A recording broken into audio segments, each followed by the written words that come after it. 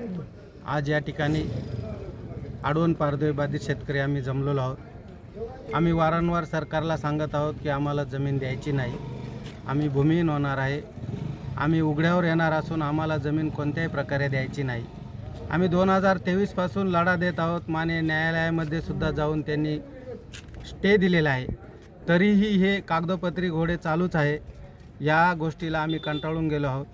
त्यामुळे आम्ही हरकत अर्ज देऊन शासनाला कळवले आहे की जर या गोष्टी थांबत नसेल तर आम्ही छत्रपती शिवाजी महाराजांची जयंती झाल्यानंतर 19 फेब्रुवारी नंतर आम्ही मुंबईच्या दिशेने ट्रॅक्टर मोर्चा काढणार आहोत। हा मोर्चा काढताना आम्ही जिल्ह्यातील जितके बी बाधित प्रकल्प आहे आणि जितके बाधित शेतकरी आहे या शेतकऱ्यांना सगळ्यांना एकत्र मोठ बांधून आम्ही मुंबईच्या दिशेने ट्रॅक्टर मोर्चा काढणार आहोत। आणि जर त्यांनी आम्हाला न्याय दिला नाही तोपर्यंत आम्ही ट्रॅक्टर आणि आम्ही घरी येणारच नाही। न्याय मिळेपर्यंत आम्ही आमचा लढा हा चालूच ठेवू। आणि जर शासनाने याची दखल घेतली नाही तर आम्ही आत्मदहनसुद्धा करण्याचा आम्ही विचार केलेला आहे।